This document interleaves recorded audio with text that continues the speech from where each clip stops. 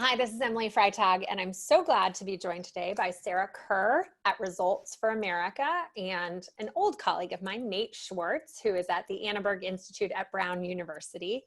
And Sara and Nate have together been working on EdResearch for Recovery, which is a really interesting series of compilations of research that are relevant to decision points that school leaders and teachers are making as we engage in reopening and as we prepare for the coming year. So I'm excited about this interview. It's going to be a little bit different than some of our others, which have been about the personal leadership or research experience. And for Sara and Nate, this is kind of like a meta-analysis conversation where we get to hear from what they have learned by looking at a large body of research.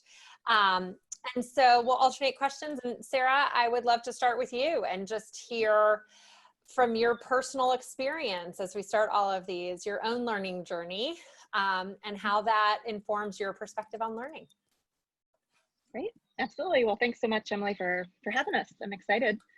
I will start by saying that my own personal learning journey, I feel like, is an ongoing evolution, right? I approach this project and in particular this moment we're in with the pandemic and all of its implications on how we live our day-to-day lives and how we do school is just, you know, an ongoing learning journey, one big one. Many of us are learning as we go right now. But looking back, I think for me, you know, learning and school itself always came really easily. I am the daughter and granddaughter and actually great-granddaughter of public school teachers. And so in addition to my own experiences in school, I had the good fortune to spend a lot of time in schools with my mother and grandmother in particular, and in their classrooms. And so, you know, I'm sort of my own experiences and personal view is really cemented in those experiences. You know, I remember from an early age wanting to go into education, wanting to be a teacher. I set up classrooms, you know, in my basement from a younger brother, very reluctantly joined me in those experiences as my student, which he didn't love, but, you know, all of my earliest memories are of being surrounded by teaching and learning, both, you know, in school and from my, you know, family being a family of educators. So through that lens, I think it was clear to me from a really early age that learning, while it came easy for me and I had an early love for it, that wasn't true for all kids, and including, you know, and perhaps especially the ones from my mom's classroom who were recent immigrants to the US, who had sort of this dual challenge of not only recently coming to the US and having to learn the language and the culture, but in her case, she taught students who often didn't experience formal learning in the countries from which they emigrated. So they had this really interesting set of challenges and dynamics at play. And so I was viewing that through my sort of privileged lens. And I think because I was privileged enough and lucky enough to have the mother I did, who happens to be an immigrant herself, and so had sat in the shoes of the students that she was teaching, the version of the narrative that I heard really early on was not one of sort of those kids aren't as smart or as motivated or don't have the same love of school, or those kids are behind others, which really I think betrays this deficit mindset that we see a lot still, unfortunately, in our public school systems. And instead, sort of here's how we can really come together as a community to wrap supports around these really capable, talented kids who have overcome incredible odds, you know, to even fit in these classrooms today, and whose parents, you know, put their own lives at risk to give their students, their kids, a better opportunity. Lots of which were, you know, educationally motivated. They wanted their kids to have a better education by coming to the US. And so, you know, her perspective was always like, look at these amazing kids and watch what they can do if we support them. And so that really stuck with me, I think, and has been kind of at the core of my own perspective as a learner. Really, my view of learning is both recognizing my own privilege and the joy that I really always found in learning, and recognizing that every kid and, you know, deserves and can have this experience as long as they're fortunate enough to have really excellent educators in their lives who really believe in their assets and don't sort of get mired in their deficits, and in this perception that I think our system continues to perpetuate, unfortunately, about deficits. And so my view is really that we need to invest in having really excellent, wonderful, caring talented, smart adults who are working with kids to really share that with asset-based perspective, and that makes a huge difference. Sounds like there's something there too, just about like the enculturation of that asset mindset that is so powerful. Thank you for sharing that. I feel like preachers' kids have such a great anthem. We need teachers' kids to, we need a good song. Yeah, I think so. Something like that. Well, let's shift into some of the work you all have been doing, and over to you, Nate, here just to share across the research that you all have looked at, what are some of the trends and what works that you think educators should hold on to as we are approaching this very unbelievable year? Sure. Well, I won't add much of my personal story to Sara's beyond saying that I too had the experience of wonderful and heroic teachers. And then I became a teacher myself, at which point I started to understand just how heroic they were. And I think the problem we're facing now is that what we know works, and we can see this across this set of research briefs that we're producing through EdResearch and EdResearch for Recovery, often conflicts with what feels doable. So I think the thing that seems to work is highly personalized instruction, built around a strong curriculum, and conducted between teachers and students who have developed trusting relationships that provide motivation and inspiration for both the teachers and the students. But I think, and this has always been true, but feels particularly true now, our lives in schools aren't set up to make this easily possible. We can sort of see this in the scramble across the 14,000 districts in the US to recreate the wheel as they each look for ideas and resources to deal through the pandemic. And it feels like there aren't really strong systems for propagating innovations. And thus it takes tremendous time, tremendous money, and heroic efforts on the parts of schools and families. The places that succeed, I think, appear to be those that have created these little sort of protected systems for delivering new kinds of instruction. And the good news from the research briefs that we're producing is that there are strong examples out there.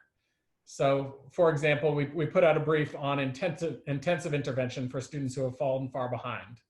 And we see in that brief the ways that some districts and some charter systems have found ways to integrate small group tutoring into the school day in ways that actually directly sync up with student coursework and what they're doing outside of the tutoring groups.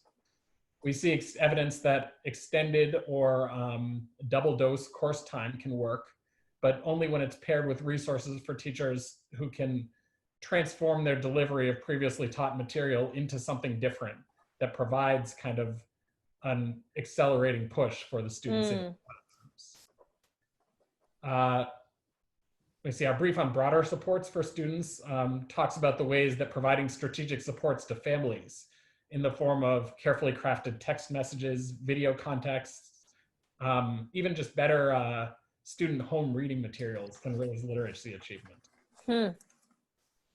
We write about serving students with disabilities, and our authors there describe the importance of ensuring that special education teachers, especially now, have the time and space to deliver research-based interventions rather than, they have an interesting point against co-teaching, because while they believe that special education students need to spend their time, or as much as possible of their time, in traditional classrooms, they also think that co-teaching often turns into a special education teacher who sits on the side and watches as a regular teacher delivers standard instruction, versus this kind of research-based intervention that we see can be so useful for special education students. And so there are a whole bunch of these examples, but again, as I said before, I think what's hard is the way often these things exist in little micro pockets where for one reason or another, a small school system was able to create the conditions for additional tutors or for interventionists in a way that can be very hard when you're looking at scale. And the one last addition is that the thing that I find the thing that I find hopeful about this moment, amidst all this disheartening, is that I think it actually is prompting some discussions about what it would take to do some of these things at greater scale for the students who often get shut out of these solutions. So Absolutely. there's a discussion about AmeriCorps tutors. There's a discussion about how to change federal funding so that schools are actually able to open up, but open up in a different way than before. There are new discussions about equity in schools. And I think all of those could lead somewhere. So many questions I want to dig into. Let's go back for a second to the meta frame that you started with, which was, I think, personalized learning in the context of high quality curriculums and trusting relationships that tap into motivation for students and teachers. Did I get that right? Yes. I'm struck by that only because it's so consistent with a lot of the themes we've heard from across all of these interviews, which does lead me to feel like it's a good thing that, you know, there is sort of a consensus view on what does work, but that view is really hard. So can we dig into a couple of those just more deeply? I was struck in your papers around just the this notion of tutoring. It like keeps coming up as one of the interventions that is just so effective.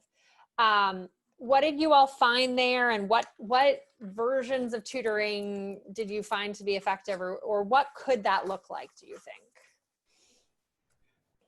I think several of the researchers who have studied this recently have written some really good blog posts on Brookings, on other sites, that start to get into the details of this. What we currently know is that, unlike many of these interventions, people have tried tutoring interventions in a bunch of different places, in different kinds of school systems, across math and reading. They have done this in repeated ways and in randomized ways so that you're able to actually measure the effects, and repeatedly found strong positive effects. And like now, over time too, right? Like tutoring is an ancient intervention in a lot of ways. But I think that I think those effects, or the studies that have shown those effects, actually, they follow on a series of studies during No Child Left Behind, where there were supplemental education services that actually didn't look very strong. And my read, and I would love to have some of these other researchers on this podcast as well, but my read is that the biggest difference is the level of integration with what students are already learning across their other classes. And so you see in the places that have done this well, and this is like Match in Boston and various other places, Chicago, Saga, yeah. Yes, I think that they have found ways to create, within school day time for the tutoring, create real conversations between teachers and tutors about what it is that students are focused on, and then found a way to have that tutoring feel sustained over time that allows you to develop these trusting relationships between kids, teachers, and tutors that are often absent if you imagine just kind of an outside vendor coming in out of the blue for a short time and doing something separate. So connection and coherence to the core instruction. Interesting. Well, Sara, why don't you take us into what you all found that we often try that doesn't work? Because I was thinking about SES there too, Nate. I'm also thinking about connection points to RTI and some of the intervention structures. So take us to the 10,000-foot view there to start. What doesn't work? Sure. I'm going to give a kind of a high-level perspective on this, and then Nate, maybe I'll invite you back in to talk about some of the specifics to the extent you're familiar on the RTI side. I think there's a lot to unpack there for sure. One thing I'll say is you were both talking now about the, pretty irrefutable evidence, I would say, on the impact of tutoring, particularly when the models adhere to the conditions that you all just described. I find myself, and part of lots of different conversations right now about, acknowledging the evidence that we have to support this, and wondering and thinking about what that means for this moment we find ourselves in. And so I just think I wanted to just put a finer point on that. And I think it would be a really interesting conversation to have on this podcast or outside of it, just how we set up models that center equity. In particular, right now, I hear lots of conversations about with pods, for example, right, where I think we will see a version of this effective one-on-one tutoring or small group tutoring model play out, but really encourage us all to think about what that means. Who will get these really effective one-on-one or small group tutoring experiences? And is there a way for state agencies and school districts, or even in partnership with community-based organizations right now, to think about how they can use public resources to create those conditions and those tutoring opportunities for all students? I think let alone the evidence, schools, right? Like, let alone schools, exactly. Is this model something we can do through the public school system we have set up, whether it's virtual or in person, whatever that's going to look like? It seems to me like there's a way, if we really will it, right, and get creative and do it in partnership. And I'm also skeptical we're going to see it for lots of reasons, including just bureaucracy. So, but it's something I think as a field I'd love to see us push ourselves on and think about. So I think my high level and relatively short answer to this question about sort of what do we see educators try that we know doesn't work is sort of ties back to what Nate was saying, which is, prepackaged solutions don't typically work.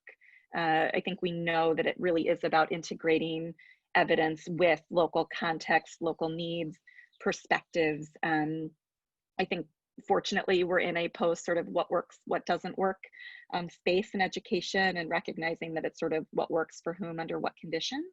And one main goal of our briefs, I think, therefore, is to really help decision makers anchor the conversations that they're having about how to best support kids academically and socio-emotionally, is really, anchoring the research in a set of conversations that also raise up local contextual factors.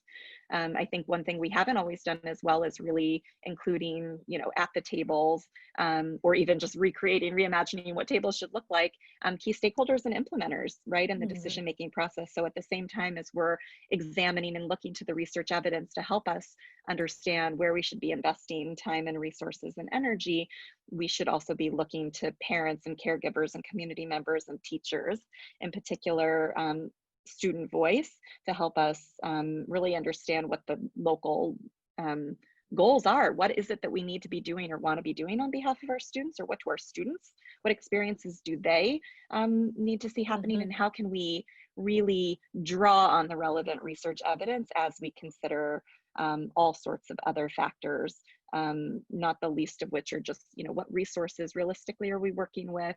How are our schools set up? What are the constraints? What are the opportunities? So it matters, sort of what works and what doesn't work matters a whole lot. We wouldn't be doing this project if it didn't, but we think it matters more and will be more meaningful, and ultimately will be more successful if we consider the evidence in the context of local decisions. So I'll pause there and invite Nate to jump in. I'll set him up by saying one of the most popular sections of the briefs that we've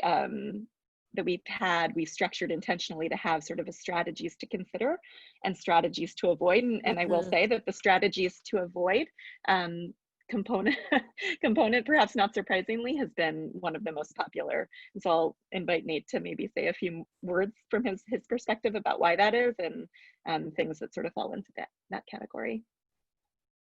So I think that if you're thinking specifically about how to take on the likely learning loss during this period, and we divided that out. We had one brief that was on intensive intervention for kids who have fallen farthest behind, and then one on the kinds of supports that all students will need. But we ended up thinking a lot about what discussions were kind of in the ether right now that we actually had good evidence against. And so there were a few things that stand out, and I'm trying to figure out how to categorize them. But one of these was that I think actually just sending kids backward to redo something that they, in theory, have already done and do it again seems clearly like the wrong course. And that shows up in a variety of different ways. So it shows up when we're talking about grade retention. Grade retention, when used kind of very narrowly for a specific purpose, can every now and then be the right move, but actually on the kind of large scale that people have thrown around ideas about right now, it seems to be very much the wrong move, both in terms of student learning, in terms of student outcomes outside of learning, and in terms of the cost to the schools. But you see a similar thing, not only when you're talking about grade retention, but when you're thinking about how to either remediate or accelerate, depending on which word you want to use. That we see a lot of evidence that just-in-time support, so simultaneous support as students are moving forward, works a lot better than asking students to start anew with something that didn't work for them the previous year.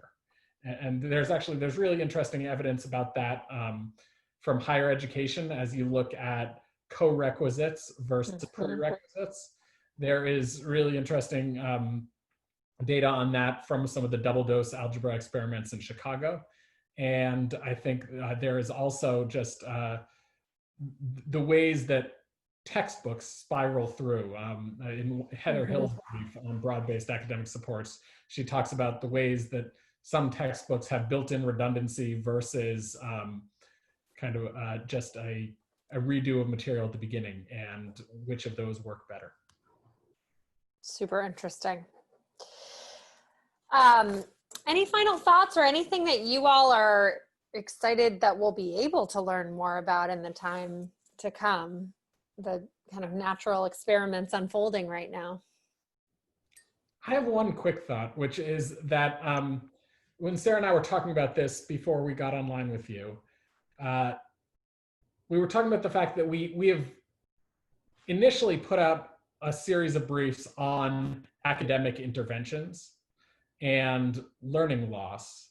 But one of our biggest takeaways from these briefs on academic interventions is that you see a lot of evidence that kids recover faster from academic disruptions and engage better and more successfully when the SEL side is attended to. And that Totally. None of that is necessarily surprising, right? But the trusting relationships really, really matter. And a student-staff relationship, it can be a teacher, someone's not a teacher at all, someone in the school, ends up being more predictive than the type of academic intervention about how the kid will catch up.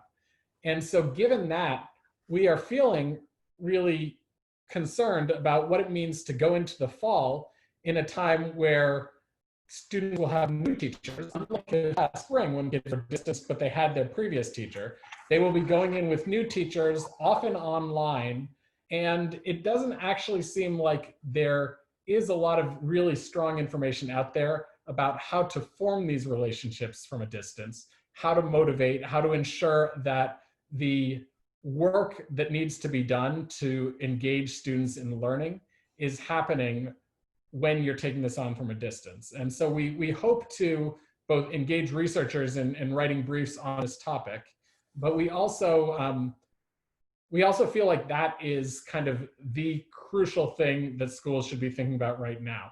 While they want to take on learning loss, if they don't get these relationships right at the beginning of the fall, the rest is all likely to fall to pieces. You just summarized this whole series with that statement. The profound and consistent role of relationship in learning is unavoidable and is so intrinsic. And I think this notion of the camps, the SEL camp, the academic camp, like the sooner we can shatter that, the more progress we will make. We look forward to seeing more research as you all learn on that. And thank you so much for joining this series of conversations and for your briefs. They are really helpful at a time when we are all looking to know what is going to really be the most informed decision we can make out of a series of bad choices. Thank you, Nate. Thank you, Sara.